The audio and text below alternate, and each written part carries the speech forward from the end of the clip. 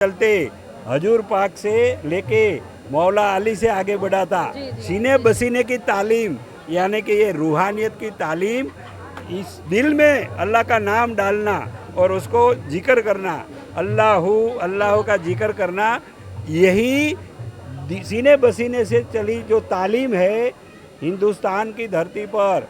ये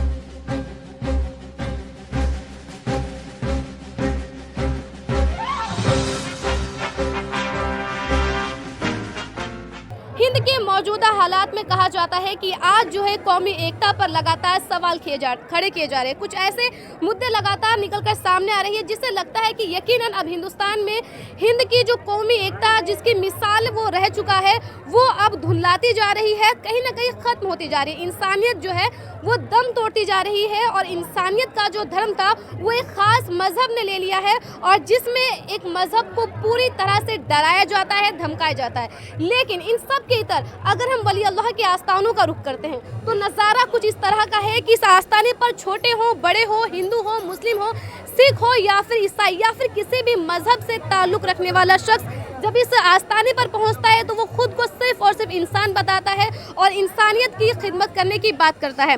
तो हम जानेंगे यहाँ पर मौजूद कुछ अलग अलग लोगों से जिनका संप्रदाय से अलग अलग नाता है। कोई हिंदू है, कोई मुस्लिम है, कोई सिख है, कोई ईसाई। तो सबसे हम जानेंगे कि आज के मौजूदा दौर में इस तरह का आस्थाना, इस तरह का अहाता देश को कितना मजबूत करता है। जी, आपका नाम क्या? मोंटी सिंह। कहा कि हिंदुस्तान में अलग अलग तरह की तस्वीरें हैं लेकिन उन सब से इतर एक तस्वीर ये भी है जहाँ पर हम देखते हैं कि हर मजहब के लोग हैं और कौमी एकता मोहब्बत के साथ है। तो हम एक पॉजिटिव खबर बता रहे हैं आपको। मैम पहले तो आपके व्यूवर्स को बाबा के जन्मदिन की लाख लाख मुबारक हो। जी जी, ठीक है सर। दूसरी चीज़, यहाँ पर आना कोई गलत बात नहीं है। बेशक। जो मर्जी जो सोचता रहे, वो हमारा बिजनेस नहीं है। हम अपना कर्म कर रहे हैं, बस उसके अलावा कुछ भी नहीं है। जो जिसके कर्म है वो ऐसे कर रहा है। जी, तो क्या कुछ पैगाम देना चाहेंगे और लोगों को? पैगाम दे दिया, सिर्फ नफरत से हटो, नेगेटिविटी से दूर रहो, जी। अपना काम करो यार, अपने मज़हब को हर जगह आओ जाओ, ठीक है। हर चीज़ रियलाइज़ करो, हर जगह आना चाहिए मेरे हिसाब से तो। हर जगह जी, हर धर्म को मानो। जी, आपका नाम क्या कुछ हुआ? सबसे पहले तो मैं अस्सलामु अलैकुम वरहमतुल्लाहि वबरकातुहू। वालेकुम अस्सलाम वरहमतुल्लाहि वबरकातुहू। सबसे पहले कौमी यकजहती की जो बात होती है जी जी, तो वो कौमी यकजहती की बात जो है, जो गंगा जमुना की तहजीब है, गंगा जमुना की तहजीब है हमारा देश जो हिंदुस्तान है वो एक पैगाम देता है कि ये देश गंगा और जमुना का तहजीब देता है, एक पैगाम देता है। हम इस गंगा जमुना की तहजीब को आगे बढ़ाते रहेंगे, चाहे जितनी भी मुश्किलें क्यों नहीं आए, जितनी भी सरकार की गलती नीतियाँ क्यों नहीं आए, हम उसका मजम्मत करेंगे और आगे बढ़ते रहेंगे। को आगे बढ़ाएंगे। जी जी, क्योंकि दर्द दिल के वास्ते पैदा किया इंसान को, दर्द दिल के वास्ते पैदा किया इंसान को, वरना तात के लिए कुछ कम न थे करूबिया। सबसे पहले आपका नाम? स्वामी विश्वानंद मेरा नाम है जी, बाबा के आस्थाने पर है, मज़ार मुबारक पर है, क्या कुछ कहना चाहेंगे? जी। आज महबूबा इलाही यानी कि दिल्ली स्थित निजामुद्दीन औलिया जी की जो दरगाह है वो दरगाह में हम मौजूद हैं जी और आज यहाँ सब धर्म के धर्मगुरुओं को भी बुलाया गया था और सब धर्म के लोग भी यहाँ आते जाते रहते हैं, हम भी कई बार आते जाते रहते हैं। तो आज यहाँ ये महबूबा इलाही इस दुनिया में तशरीफ़ लाए, उसको 809 साल पूरा हो गया, यानी कि आज 809 का जन्मदिन उसका हम मनाने के लिए यहाँ इकट्ठे हुए हैं। और महबूबा इलाही का जो संदेश था कि हर एक इंसान को अपने दिल को मुनव्वर करना है, अपने दिल को अल्लाह के नूर से बेदार करना है, यही पैगाम था। और ये पैगाम सीने बसीने से चलते चलते हजूर पाक से लेके मौला अली से आगे बढ़ा था। सीने बसीने की तालीम यानी कि ये रूहानियत की तालीम, इस दिल में अल्लाह का नाम डालना और उसको जिक्र करना, अल्लाहू अल्लाह का जिक्र करना, यही सीने बसीने से चली जो तालीम है हिंदुस्तान की धरती पर। ये जो हमारे महबूबा इलाही 809 साल पहले जब तशरीफ़ लाए इस दुनिया में, तो वो तालीम अल्लाह की बारगाह से अल्लाह के हुक्म से, हुजूर पाक की इच्छा से भारत की धरती पर पहुंची थी। और यही महबूबा इलाही के पास ये दिल वाली तालीम, सीने बसीने से चली हुई तालीम पहुंची थी। और यहाँ से ही ये महबूबा इलाही ने सारी इंसानियत को कहा कि ये मेरे सारे इंसानियत भाई बहन, तुम लोग तुम्हारे दिल को मुनव्वर कर लो, तुम्हारी रूह को मुनव्वर कर लो, तुम्हारे दिल को अल्लाह के नूर से भरपूर कर दो, ताकि तुम्हारा नफ्स पाक साफ हो जाएगा, तस्किया नफ्स हो जाएगा।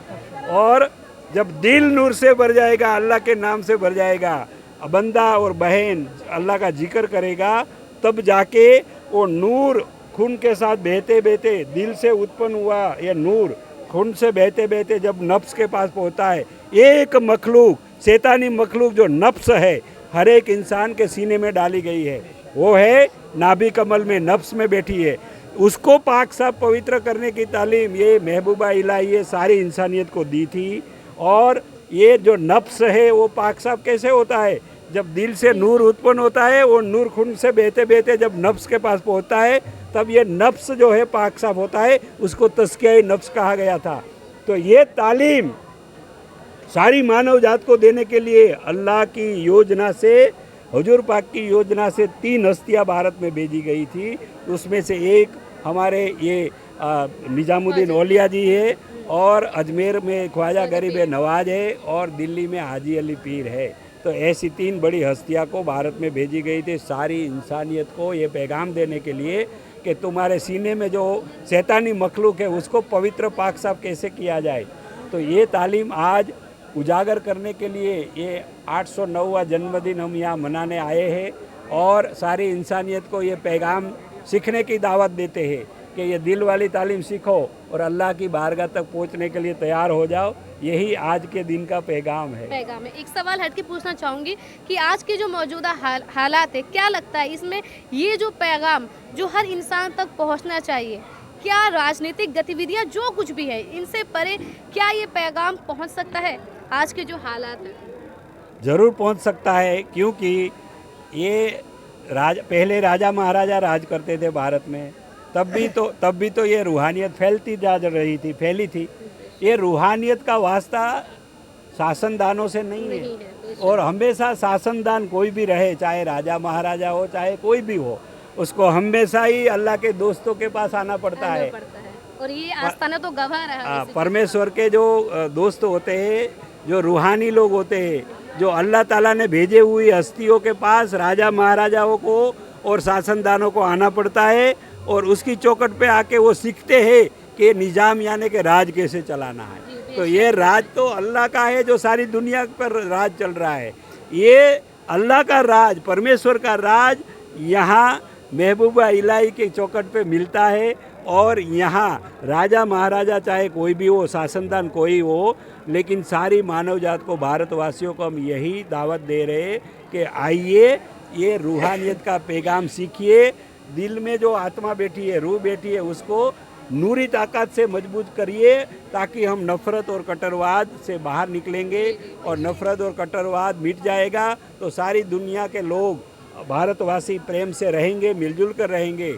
और भारत पर जो जवाबदारी अल्लाह ताला ने, परमेश्वर ने डाली है, भारत है वो अल्लाह ताला ने अपना दिल बना के यहाँ धरती पर रखा है। यही दिल को बार बार नहीं बिगड़ने देता है, इसलिए बड़ी बड़ी हस्तियों को अल्लाह ताला भेजता है और भेजते रहे।